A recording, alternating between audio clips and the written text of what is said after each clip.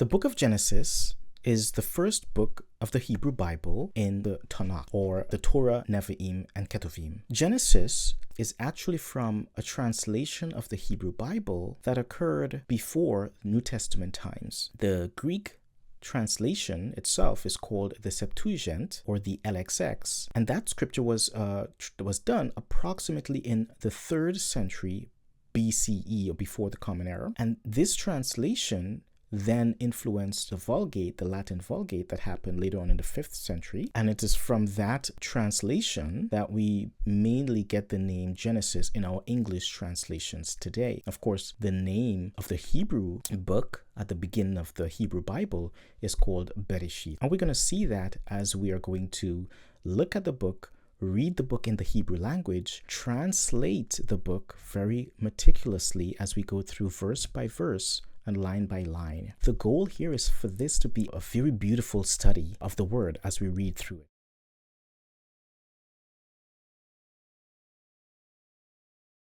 I'm going to translate this very literally first, and then you can get into it later on. Okay, so Bereshit is basically in the beginning, Bereshit, in the beginning at first, Elohim created heaven and earth. And the earth was or became tohu and vohu, or waste and void. And darkness was upon the face of the tehom, or the deep.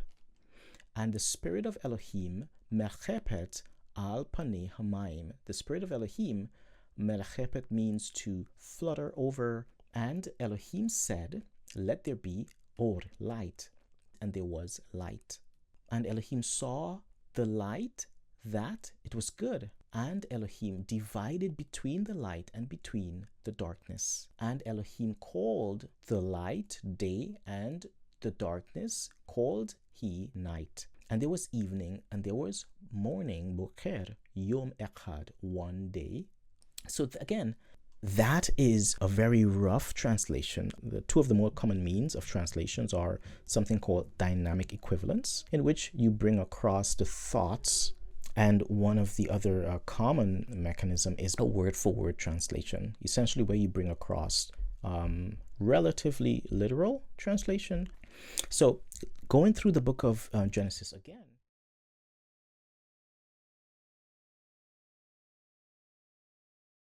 So the first word you see is Bereshit. So Bereshit is actually two words.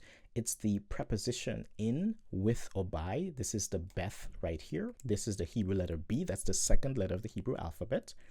And that's a preposition that could mean in, with, or by. This word here, this is the word Reshith, which generally could mean first, or it could mean beginning, or it could mean at the head, right? So this word is actually from the Hebrew word Rosh, which literally means, the head. And interestingly enough, the letter Resh, the R, the Resh here in Hebrew, that actually is where the name of that letter actually came from. So Reshith could mean first or beginning. Being that this Beth here means in, we can look at that word as being in beginning, by the beginning, but of course those doesn't apply in the context. Those are of course the process of elimination that we would follow. And so we can see how in the beginning is a fair translation. You can also look at that as being at first as well, right? In the beginning, at first. Bara is the verb, that's the second word here, that means to create. And then the word that follows it is Elohim. So this is important. Now, what I'm going to do in all of these translations is Elohim Yahweh. I am going to bring those across from the Hebrew into the English text. I'm not going to try to translate those, because I believe that the names of the Father and the names of the Messiah, etc., in the Hebrew language was consistently maintained in the Old Testament into the New Testament. This word here, Elohim, is the second most significant term that is applied to the Father, the great first cause, the name that you encounter the most, that we don't see in the first chapter of Genesis actually, but you actually see it appear in the second chapter, in the 4th verse of that chapter. And when we get there, we're going to make some very important observations, is Yahweh. But this term, Elohim, it primarily has the expression of might, or the power of the Almighty, the first cause, especially when it's used with Yahweh in a very interesting phrase, Yahweh Elohim. But nevertheless, Elohim is the only term that we encounter in the first chapter of Genesis. It is also connected with the revelation later on of the Messiah that came in the New Testament. Now, there are two things I want to say about this word Elohim.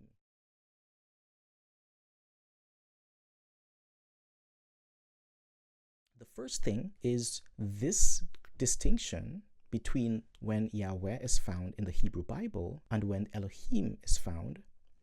That distinction has led some scholars to propose sources for the Pentateuch, or for the Torah, the first 5 books of the Bible. I don't subscribe to the source criticism because I believe that many scholars make a lot of assumptions with regards to the reasons that the name Yahweh exists in the text. The 5 books of Moses has an integral unity. That being said, I want to make the second point, and this is a very important one in terms of the New Testament revelation about the Almighty Himself.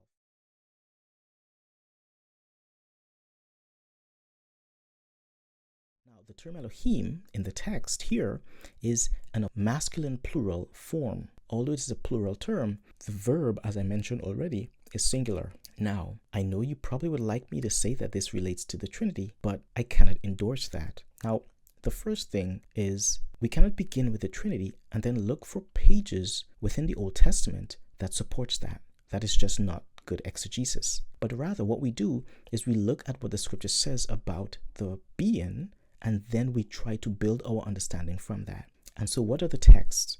The first thing you must understand is that the terms that we see in the Bible is Yahweh, the Father Himself, and Elohim. But throughout the pages of the Old Testament and into the New Testament, there are things that we learn about the Father and how He interacts with man. The first thing we learn is that no one has seen the Father at any time. The only begotten Son has revealed Him. So what does this teach us? Well, for one, it taught us that the being that was speaking to the prophets, that was speaking to Moses, the being that was speaking to the patriarchs, was not the Father Himself. In other words, we know very well from the teaching of the apostles that this was the Word. The Word was a spokesman. And in the Torah, we also see the being described as the angel as well. What do we learn from this? And in addition to the teachings from the New Testament as well, Paul himself elaborated explicitly on this, is that the Son is not of the same substance as the Father. The Son, rather, was created in eternity, according to Micah 5:2. But the Son's function was the Word. In other words, He represented the Father in the first person. So the patriarchs, so Moses, when they were interacting with Elohim, when they were interacting with Yahweh, they were interacting with the spokesman or the Word of Yahweh, which is who became the Messiah of the New Testament. Now, the idea behind this is the pre-existence, which indeed is a scriptural teaching.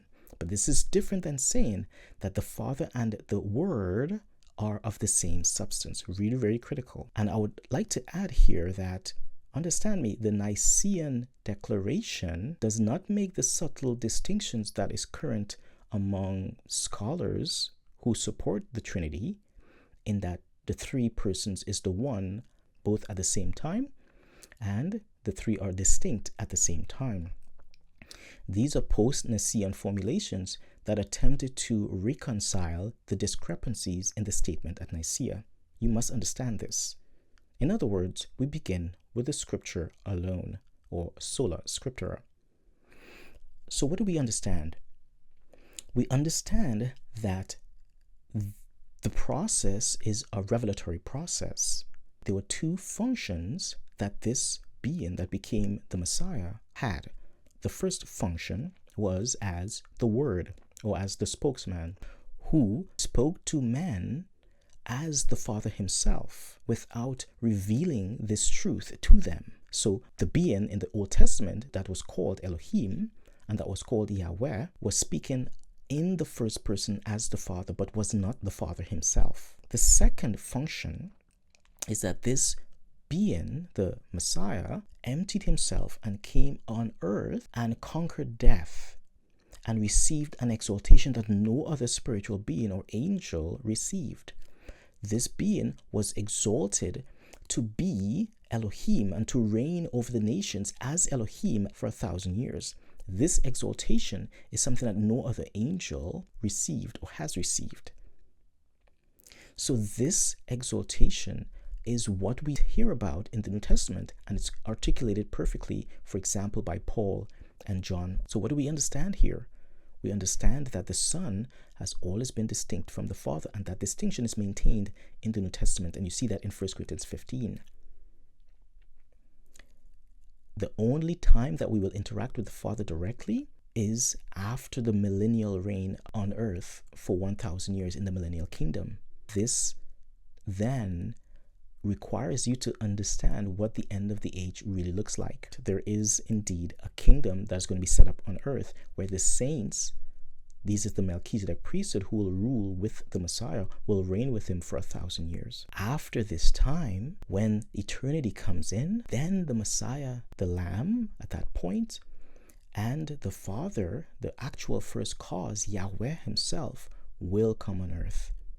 This is very important to understand this as we are enlightened through a study of the book of Genesis. Remember, we will encounter the name of the Father, Yahweh, and also the title Elohim. But as we go through this, we must correct these understandings because we will miss the critical aspects of the text. So I hope that I may have given some enlightenment to you. I know you may not agree immediately, but hopefully we can have some more discussions and we can flesh out anything that is not clear. Again, I've studied this thing extensively, and hey, if I've gotten something wrong, I'll be willing to take correction as well if anything that I've studied is not in alignment with the word of the scripture.